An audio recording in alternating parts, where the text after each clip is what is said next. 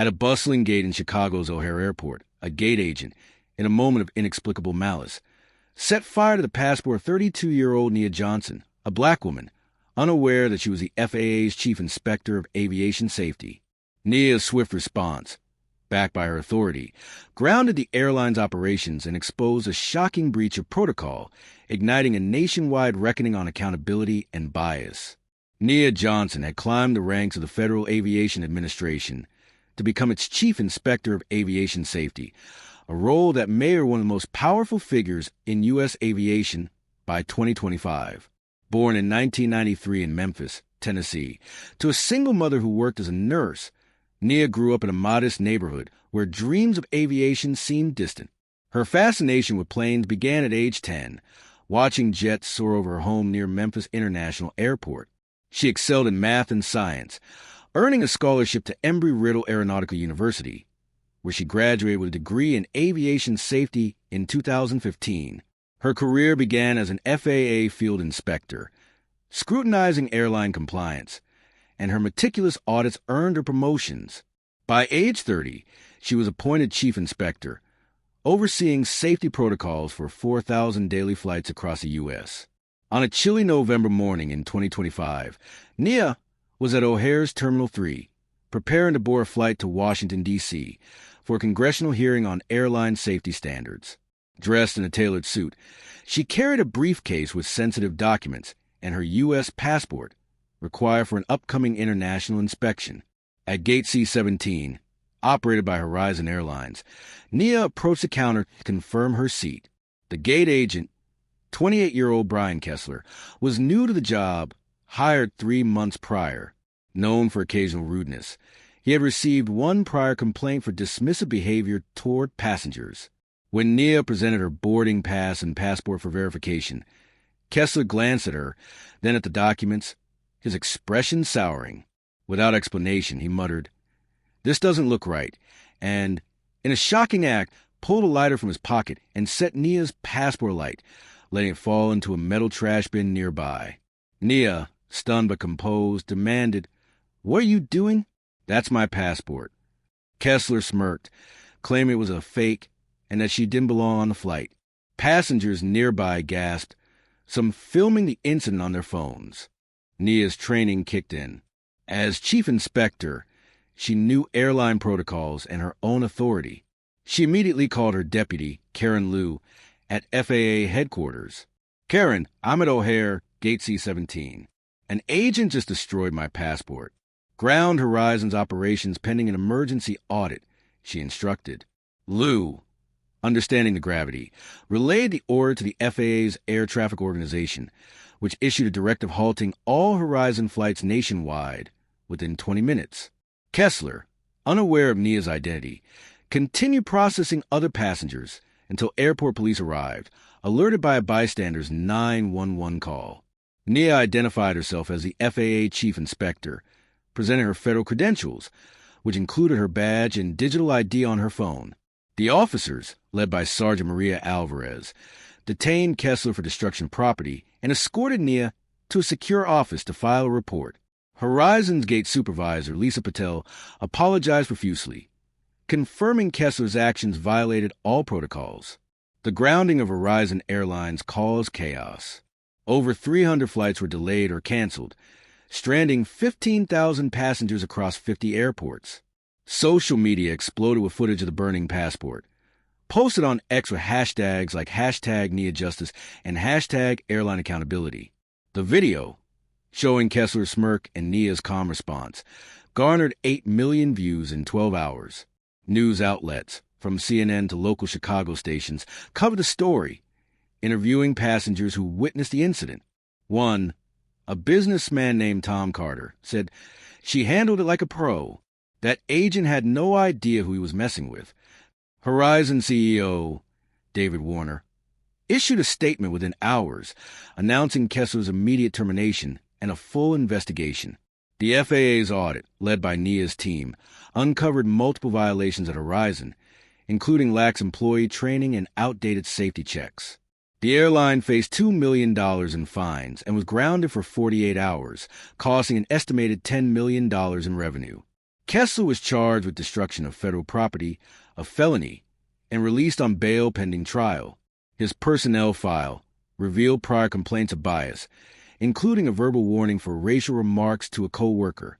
Nia, unshaken, worked from the airport office, coordinating the audit via secure video calls. She requested a replacement passport, expedited through State Department contacts, and caught a later flight to D.C. At the congressional hearing, she addressed the incident directly, saying, "This wasn't just about my passport. It's about a culture that allows unchecked bias to endanger safety." Her testimony, broadcast live, prompted lawmakers to propose stricter oversight of airline staff training. The incident sparked a firestorm. Community leaders in Chicago organized a rally against racial profiling, attended by 2,000 people. Nia's mother, Angela, a retired nurse, spoke at the event, saying, "My daughter stood tall for all of us." Nia's church in Memphis held a prayer vigil, raising $5,000 for a scholarship in her name for Black women in aviation. Kessler's life unraveled. His trial, held in 2026, resulted in a 2-year sentence, reduced for a plea deal. He issued a public apology, admitting to poor judgment influenced by personal stress. But public sentiment was unforgiving. Horizon retrained its 5,000 employees, using Nia's case as a cautionary tale. The airline stock dipped 15% but recovered after implementing reforms. Nia's leadership shone.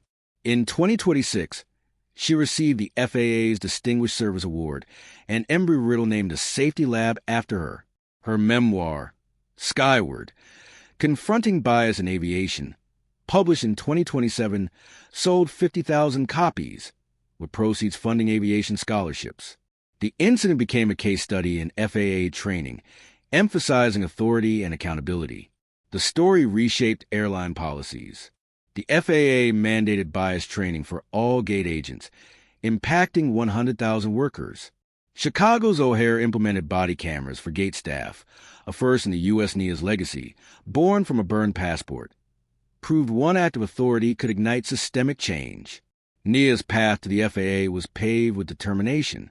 Growing up in Memphis, she faced skepticism from teachers who doubted her STEM ambitions.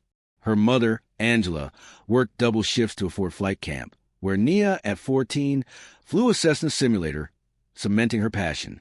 At Embry-Riddle, she faced isolation as one of few Black women, but graduated summa cum laude. Her FAA internships involved grueling audits, catching violations at small airports. Her promotion to chief inspector came after exposing a major carrier's falsified safety records, saving 1,000 lives potentially at risk. Nia's personal life was disciplined. She ran marathons, a habit from college, and mentored teens at her church, teaching aviation basics.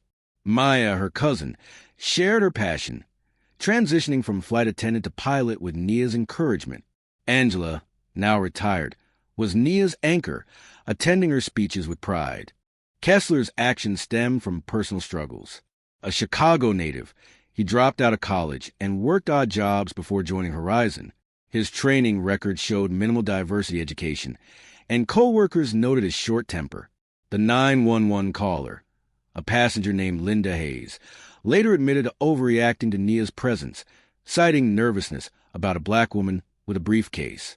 Hayes attended a community forum, apologizing to Nia. Nia's call to Karen Liu was strategic.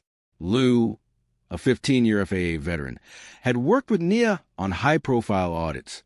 The grounding order, executed through the FAA's Air Traffic Organization, involved coordination with 50 control towers. Horizon's operation screeched to a halt, with planes held at gates from Seattle to Miami. Passengers, frustrated but curious, posted updates on X, amplifying the story. Sergeant Alvarez's report was damning. Kessler's lighter, a personal item, violated airline policy. Nia's burned passport, partially recovered, was evidence in his trial. Lisa Patel, the supervisor, faced scrutiny for lax oversight, but kept her job after testifying against Kessler. The FAA audit, completed in a week, found Horizon's training lacked modules on passenger rights, leading to a 90-day probation. The viral video, posted by Tom Carter, a frequent flyer, showed Kessler's act in Nia's calm retort. "You'll regret that." Comments praised Nia's poise, with one ex-user writing, "She's the boss we all need." Critics, a minority, argued the grounding was excessive, but FAA data showed 90% supported Nia's actions. Tom Carter's interview on NBC detailed Nia's calm authority, inspiring 1,000 aviation students to apply to Embry-Riddle. Horizon CEO David Warner met Nia privately, offering compensation and a lifetime first-class pass, which she declined, requesting instead that funds go to employee training. Warner implemented a $1 million diversity program, hiring consultants to overhaul protocols. Horizon's fines were paid, and operations resumed with stricter oversight. The Aviation Equity